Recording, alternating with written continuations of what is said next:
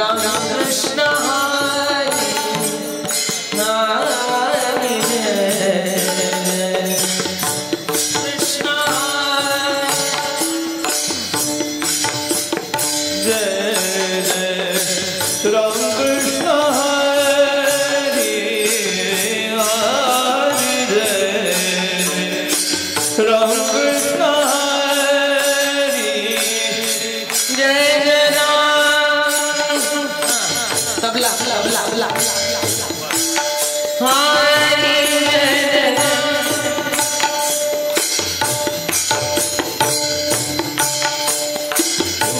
हरे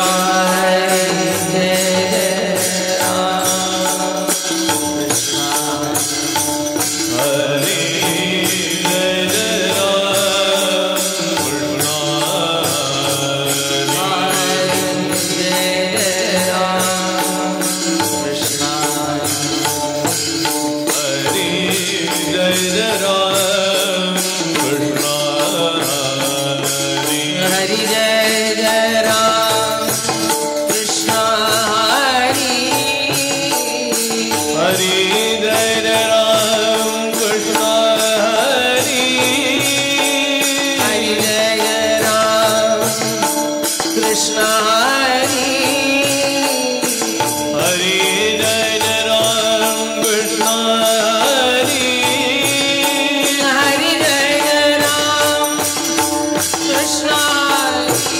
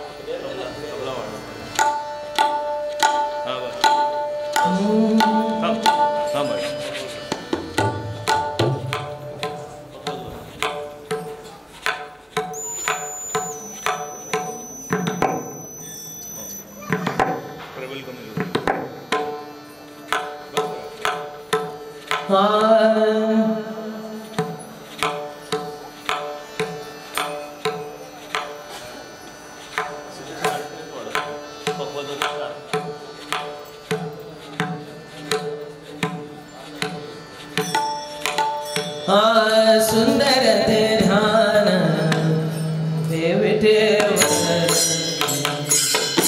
सुंदर ते ध्यान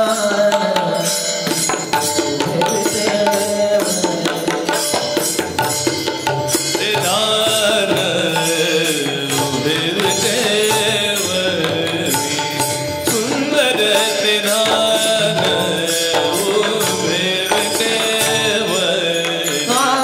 सुंदर ते ध्यान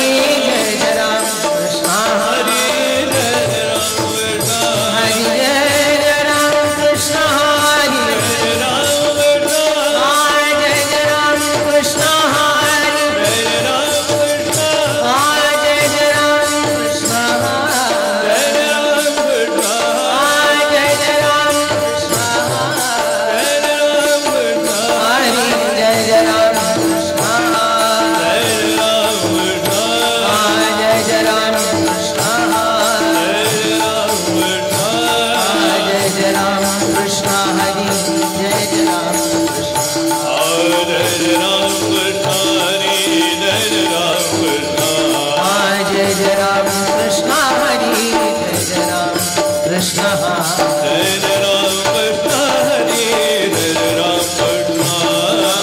जय राम कृष्ण जय राम कृष्ण जय राम कृष्ण जय राम कृष्ण जय राम कृष्ण हरि जय राम कृष्ण जय राम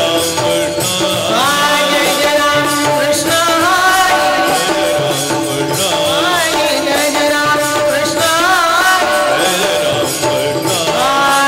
राम कृष्ण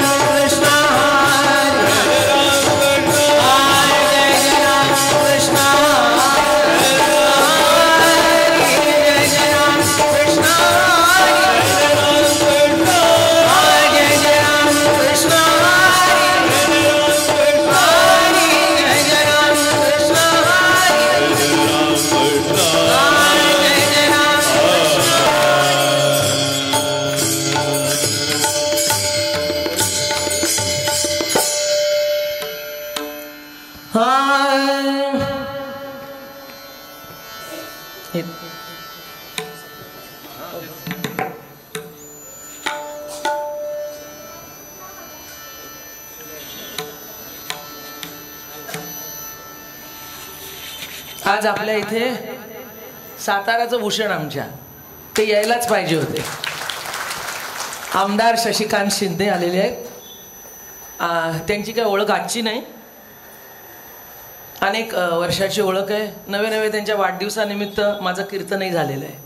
म्हणून म्हटलं आपल्या जिल्ह्यातला नाही तर मग काय उपयोग आहे.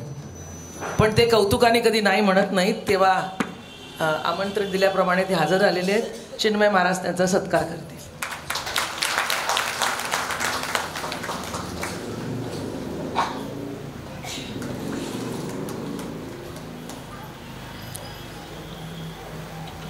हां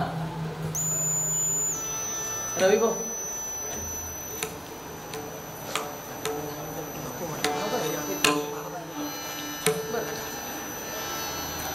हाय वले से रोप लाविये द्वारी इवले से रोप लाविये द्वारी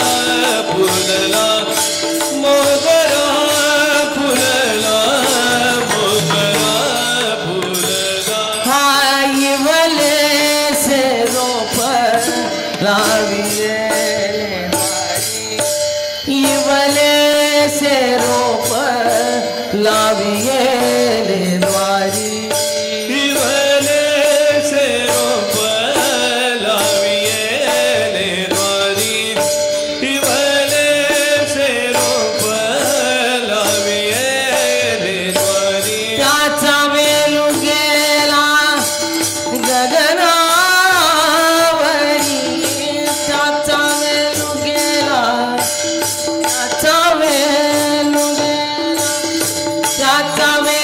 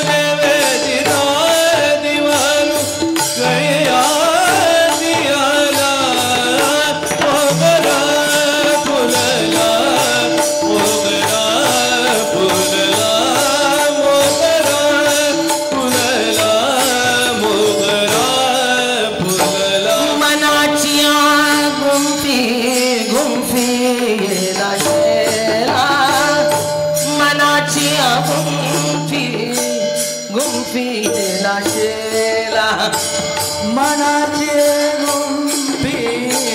गुंफीला शेला मनाचे गुंफीला शेला मनाची गुंफीला शेला मनाची गुंफीला शेला गुंफीला शेला मनाचे गुंफीला शेला बापर कुमादेवीवरून विठ्ठली अर्पिला बापर कुमादेवीवरून विठ्ठली अर्पिला मोगरा फुलला मोगरा फुलला मोगरा फुलला मोगरा फुलला बापर कुमादेवीवरून विठ्ठली अर्पिला बापर कुमादेवीवरून विठ्ठली अर्पिला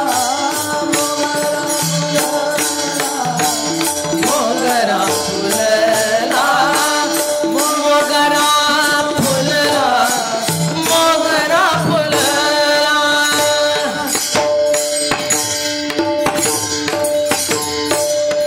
बारक माई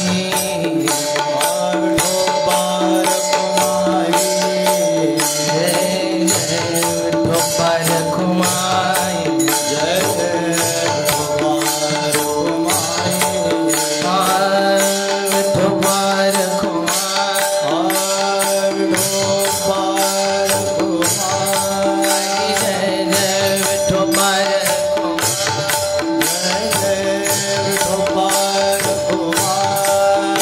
जय जय बारक माई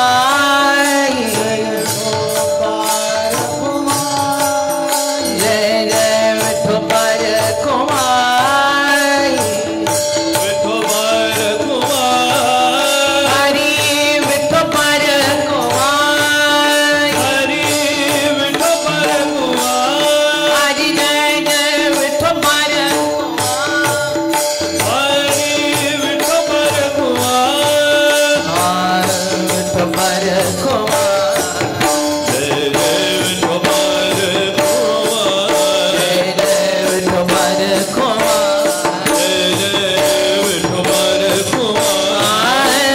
जय विठो बारक हरी विठो बारक हरी जय जय विठो बारक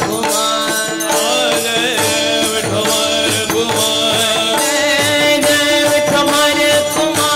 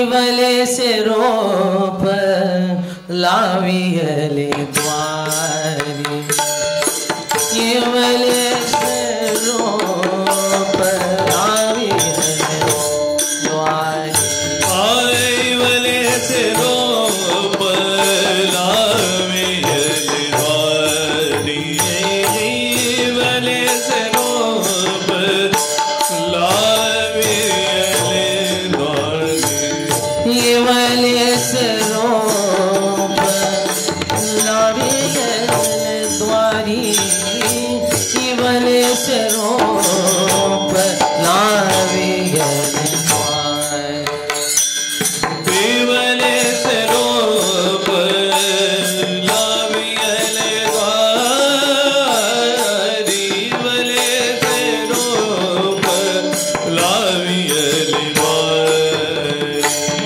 त्याचा वेलू गेला त्याचा वेलू गेला गगनावरी त्याचा वेलू गेला गगनावरी मोगरा फुलला मोगरा फुलला मोगरा फुलला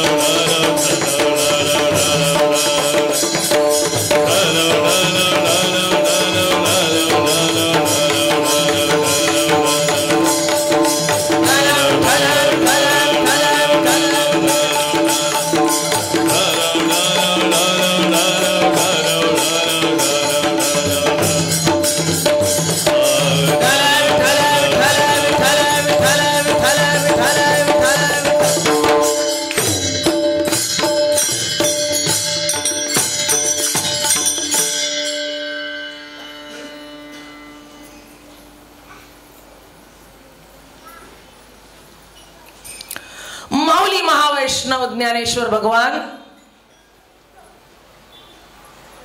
आई ज्ञानाबाई आपल्या या अतिशय गोड अभंगामधून वारकरी संप्रदायाचा जो त्यांनी पाया रचला, कसा रचला, सद्गुरूची कृपा कशी झाली,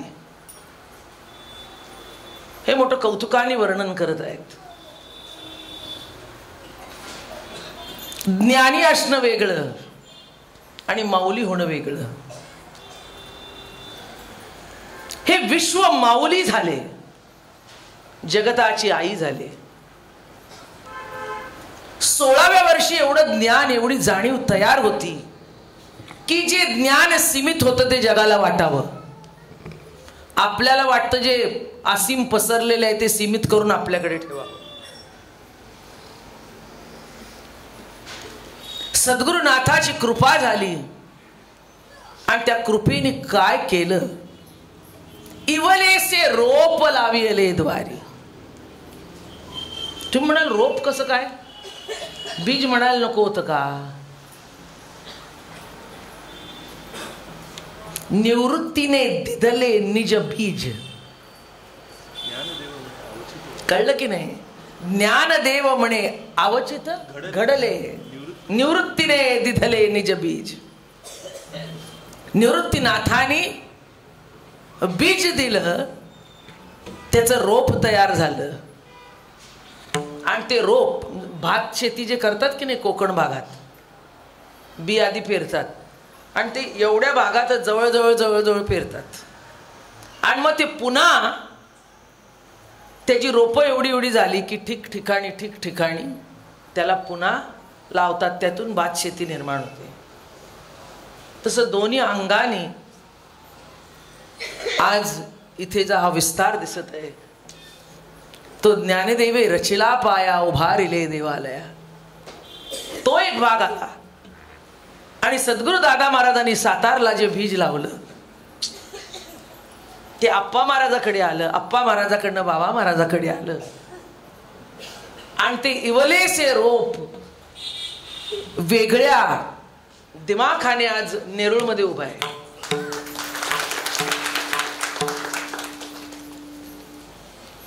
सातारला होते दादा महाराज. आज काही जास्ती कीर्तन म्हणून करायचं नाही, इतका प्रवास आणि इतका थकवान काम आहे पाठी डोक्याला आणि त्यात घसा इतका बसलेला होता म्हणून चिन्मय महाराजांना म्हटलं हाणून न्या. आणि उद्या बाहेर कीर्तन नाही, त्यामुळे राखून घरातले काय तुम्ही हात नेहमीचे. कळलं की नाही? आणि बाप एवढा जबरदस्त बसलेला असताना घाबरायचे कारण काय? आणि बापा पुढे प्रत्येक वेळी त्यांनी सांगितल्याप्रमाणे ज्ञानाचं प्रदर्शन नको आहे. प्रत्येक वेळेला सर्टिफिकेटच घ्यायला पाहिजे असं नाही ना. कधी कधी पौडावं, लोळावं, मजा घ्यावी, आनंद घ्यावा. म्हणून इथे आज अनेक कष्टाने हे देऊळ उभं आहे. कळलं की नाही? सद्गुरुनाथाची कृपा काय करत नाही, काय करशील नो हे राईचा पर्वत डोंगर राई. म्हणून या भागात दादा महाराजाबद्दल जास्ती माहिती नाही आहे. बाबा महाराज दिसले पण त्याचं जे मूळ आहे की नाही ते काय आहे हे तुम्हाला माहित नाही. म्हणून अभंग घेतला, इवलेसे रोप लाविले द्वारी, त्याचा वेलू गेला गगनावरी. मोगरा फुलला, फुले वेचितासी बहरू कळी असी आला. सातारच्या बुधवार पेठेत सामान्य कुळात एक रत्न, एक तेजपुंज सूर्य निर्माण झाला. आणि रत्न आपण म्हणतो ना, झाकलं जाऊ शकत नाही रत्न. काय रत्न तसं झाकलं जाऊ शकत, त्याच्यावर सूर्यकिरण पडलं की त्यांनी चमक दाखवलीच पाहिजे. तसं सद्गुरु दादा महाराज जेव्हा प्रकाश ज्योतात आले, त्यांचा प्रकाश इतका फाकला की ते मोठमोठ्या विद्वानांना ते तेज सहन होईना.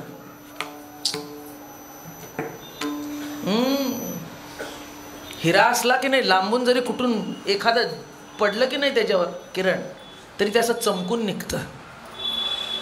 तसं सद्गुरू दादा महाराज बुधवार पेठेत जन्माला आले, जिथे नामस्मरणाची भक्तीचा लवलेश नव्हता. वाना महाराज बेधडक बोलू शकतात, आम्ही घाबरून घाबरून बोलतो. म्हणून त्यांनी प्रस्तावना केलेली आहे, तुम्ही समजून जा. अशी आळी होती, मूर्ती पूजकाची नाही भंजकाची होती. आणि अशा आळीमध्ये प्रत्यक्ष असं म्हणतात जरंडेश्वर मारुतरायाचा अवतार जन्माला आला. म्हणून मला एवढं बरं वाटतं. आणि काय त्यांचंच आपलं काही नाही, त्यांची कृपा काय आहे हेच कळत नाही. महाराज मारुतरायाची मूर्ती सुरुवातीला आम्ही बघितली ना, तेव्हा मला वाटतं, मला सर कपाळावर मी हात मारून घेतला, याचं काय होतंय देव जाणे. म्हणजे करायला गेली मारुतीन झालं भलतंच असं प्रकार वाटला होता. पण जेव्हा शेवट होऊन आला ना, हे बघा ना, मला असं वाटलं जरंडेश्वराची मूर्तीच आणि इथे बसवली. म्हणजे ज्यांनी ज्यांनी जरंडेश्वराचं दर्शन घेतलंय ते म्हणणार नाहीत की ते जरंडेश्वर नाही. काय कृपा काय करत नाही याचं प्रत्यक्ष दर्शन म्हणजे हे आहे. आईसाहेब बघा, पांडुरंग बघा, अहो गणपती सुद्धा बघा, त्याचा गोडवा बघा. गुणाधिपती गणपती, त्या गुण म्हणजे काय? गुण माणसाला गोडवा देतं,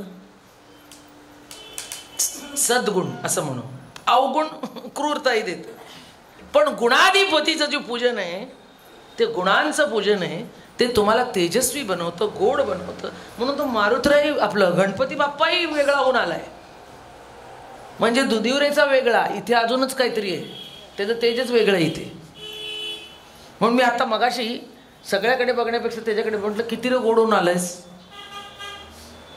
मारुतराय गोड, हे गोड. आईसाहेब तर काय सांगाव्या. म्हणजे 1-2 दिवस तर माझ्या डोळ्यासमोरून ते मुंडावळ्या हल्ल्याच नव्हत्या आईसाहेब. नवी नवरी लाजत उभी राहावी ना, कळलं की नाही. आणि महाराजांनी जसं सांगितलं की कृष्ण परमात्मा न्यायला आलेला आहे आणि तिला उचलून नेऊन जो भाव प्रकट असतो ना, तो पांडुरंगाच्या चेहऱ्यावर होता.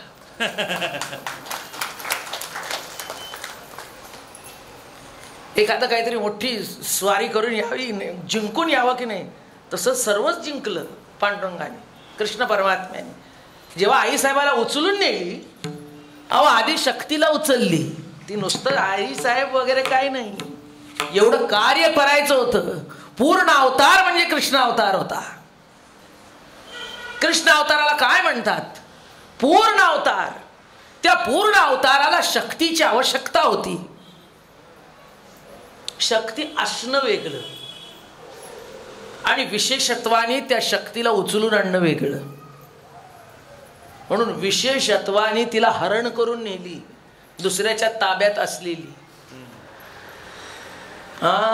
आणि जेव्हा आणून उभी केली, काय म्हणजे मला तर त्या दिवशी शहारेच आले बघून. तो मळवट वगैरे भरलेला, अरे बापरे, वा वा वा म्हटलं. आणि खरं सांगू का, सगळीकडे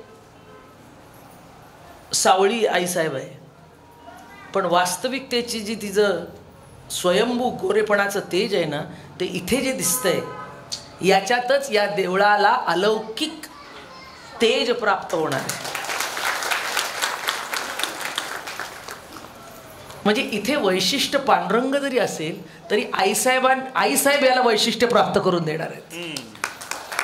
आता अजून एक सांगू का, म्हणजे त्यात काही हे नाही, पण तुम्ही मगाशी बांधकामाचं शास्त्र अमकं सांगत होता, तसं एक व्यक्ती आहे जी पटकन बोलून गेली. ही जे स्थान आहे ना, हे स्त्री महात्म्याचं, स्त्रीचं शक्तीचं स्थान जास्ती आहे. कळलं? हा जी वास्तू, आम्ही म्हणे वास्तूत गेलो की आम्हाला कळतं प्राधान्य कोणाला मिळतं. तर इथे त्यांनी सांगितलं प्राधान्य स्त्री शक्तीला इथे आहे. आणि खरंच दिसलं होते, म्हणजे माझ्या डोक्यातनं नंतर निघून गेलेलं होतं, पण जवळ जसे आले दिवस तसं मी महाराजालाही म्हटलं, बाबा असं असं ऐकलेलं आहे. महाराज आपले असे वगैरे आले. पण आता वेगळ्या अर्थाने याच्याकडे जेव्हा बघितलं जातं तेव्हा हे लक्षात येतं, खरंच या स्थानाला आईसाहेब शक्ती आणि ताकद आणि भव्यता प्राप्त करून देणार. उभं राहिलं की पांडुरंगाकडे नजर जात नाही असं नाही, पण खेळून राहते आईसाहेबावर. तसं जगत हे प्रकृतीचं दर्शन आहे, विश्व हे प्रकृतीचं दर्शन आहे. पुरुषोत्तम परमात्मा आपण प्रकट शक्ती जी आहे त्याच्यावरच नजर खिळून राहत असते. कळलं की नाही? पुरुषोत्तम परमात्मा आहे, बरोबर आहे, पण तो जो व्यक्त होतो तो कशातून होतो? शक्तीतून होतो. त्याची शक्ती जेव्हा कार्यरत होते, त्याच्या तेजाने दिमाखाने ती शक्ती जेव्हा प्रगट होते तेव्हा त्याच्याकडे आपण आकृष्ट होतो. म्हणून हे स्थान कशाचं आहे? या आदिशक्तीचं आहे. म्हणून तुमचं आमचं भाग्य आहे. ही परंपरा नवे नवे सातारकर सद्गुरू दादा महाराज कुठले कुठले हिऱ्याचे पैलू तुमच्या आमच्या ओट्यात टाकत आहे हे फक्त बघत बसायचं. म्हणून मला तर एक वाटायला लागले, कोणाशी नपडो छंदा गोविंदासी आळू बहुतांची बहुत मते अवघी रीते पोकळ. म्हणून आमचे चिन्मय महाराज थोडे गुस्स्यात आले. काल तू कुठे गेली होतीस, मला सांगितलं नाहीस? मी म्हटलं अरे बाळा कुठे नाही, मी देवळात गेले. मग कुठे म्हटलं काय कारण? असं नाही, असं ठरवलंय आता मुंबईत असल्यावर जास्ती कशात अडकायचं नाही, इथे येऊन खांबाला का टेकून बसे ना. कोणाची नपडो छंदा गोविंदासी आळू बहुतांची बहुत मते अवघी वृत्ते पोकळ. आयुष्य गेलं, चांगलं बघितलं, वाईट बघितलं. तुम्हाला रुचलं असेल, आम्ही तुम्हाला रुचले असो, नसेल रुचलो, नसेल पटलो, पण आम्हाला एकच माहिती आहे की आम्ही परंपरेशी इमान राखून जगलो. एकच आहे की जी निष्ठा सद्गुरू दादांनी महाराजांनी सद्गुरुनाथांनी आमच्यात घातली ती प्रत्येकाच त्या जोमाने दिसावी, ती कळकळ प्रत्येकात असावी. कारण एकाच हे काम नाही. मंदिर एक म्हणतो पण खांब किती आहेत ते मोजा. काय मंदिर एकच म्हटलं जातं, तुका झाला असे कळस एकच, पण खांब किती आहेत बघा ना.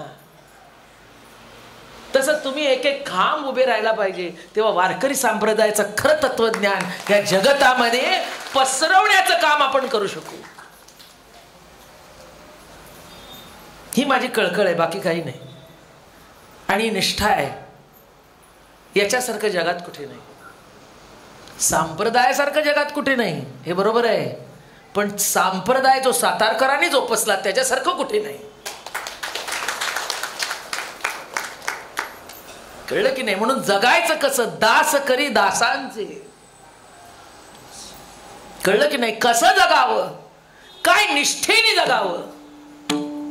जी संप्रदायाची बैठक सद्गुरुनाथांनी दिली अशी कुठे मिळू शकत नाही हो. म्हणजे बोलताना सुद्धा मला असं होतं, म्हणजे काय बोलावं, किती बोलावं, काय दृष्टी दिली त्यांनी. इवलेसे रोप लाविले द्वारी. एक प्रश्न विचारला, मुलं वाचत नव्हती म्हणून वडिलांनी धोंड्या नाव ठेवलं. सगळी मुलं चिडू लागली, धोंड्या दगड्या. फक्त काळ्या म्हणू शकले नाही, कारण ते इतके गोरे होते की युरोपियनला लाजवावेच इतके गोरे होते आणि गुलाबी गाल होते. म्हणजे त्यावेळेचे फॉरेनर लोक जेव्हा सद्गुरू दादा महाराज ट्रेननी ट्रॅव्हल करत, AC शिवाय आपलं फर्स्ट क्लास शिवाय ट्रॅव्हल केलं नाही, गेले नाहीत. असे जायचे की अख्खा बोगी बुक असायचा. आणि प्रवास जर का करायचा असेल तर त्यावेळेला डॉज आणि शेव्हरोलेट गाड्या महाराज वापरायचे ते. आणि प्रवास सहन होत नसे म्हणून रेल्वेनी अख्खी बोगी बुक करून जायचे. गाडी तिथे जायची मोकळी आणि पुढे फक्त तिथल्या तिथे शहरात त्या गाडीने प्रवास करायचा, पण हे ट्रेनने जायचे. अशा ऐश्वर्य. म्हणून कोण सांगावं सातारकराचं ऐश्वर्य, अरे ते काय आजचं नाही. नवे नवे त्यांचं ऐश्वर्य आम्ही सुद्धा बघू शकत नाही, इतकं पण नाही, बघू शकतो. तसं बघू नाही शकलो त्यांनी इतकं करून ठेवले. अनंत हस्ते कमला कराने, घेता घेसील किती दो कराने. कळलं की नाही? सुरुवातीच्या काळात त्यांनी कष्ट केले, मान्य आहे, पण ते असे होते हो जन्माला आलेले. जसं मारुतरायांनी सफरचंद बघावं ना, जन्माला आल्याला भूक लागली, सफरचंद बघितलं, ते सफरचंदच हे होतं. सद्गुरू दादा महाराज होते की काय, असं ते सूर्याचं तेज होतं की नाही, तेच होते की काय हे कळत नाही. आणि तो तेच तेज आपल्यापर्यंत आलेलं आहे. म्हणून ज्याला कळेल तो ते तेज घेईल आत. ज्याला हे ज्ञान कळेल, ज्याला ही भक्ती कळेल, ज्याला हे प्रेम कळेल, खेतला रुचिक प्रतिती मुखे. सद्गुरू दादा महाराज कसे जगले, जगतामध्ये कसे वावरले. प्रत्येक, हे बघा, तुम्हाला जसं दुःख येतं, तुम्हाला प्रसंग येतात, तेच संतांना येतात, काही वेगळं नसतं. तुम्ही हात वर करता, त्यांचं काय, त्यांचं काय, काय सोन्याचा घास खातात का? सोन्याचे भात असतो ताटात, सोन्याचं ताट असेल पण भात तोच असतो. एखादा भिकारी रस्त्यावर बसलेला असेल ना, त्याच्या पत्रावळीत जो अन्न असतं तेच अन्न संतही खातो, राजाही खातो, रंकही खातो, सगळे खातात. म्हणून त्यांचं काय म्हणायला जाऊ नका. ते प्राशन कुठल्या पद्धतीने करतात एखादी गोष्ट ती शिका. त्याच्यासाठी देवळं आहेत, त्याच्यासाठी ज्ञान आहे, त्याच्यासाठी भक्ती आहे. आणि ती प्रतिती तुम्ही जेव्हा धारण करता तेव्हाच आपण उत्तमरित्या भक्ती करू शकू. म्हणून महाराज नेहमी म्हणतात ना, देव डोळे देतो पण संत दृष्टी देतात. दृष्टी विना आंधळे जैसे झाले तैसे विद्वंसा.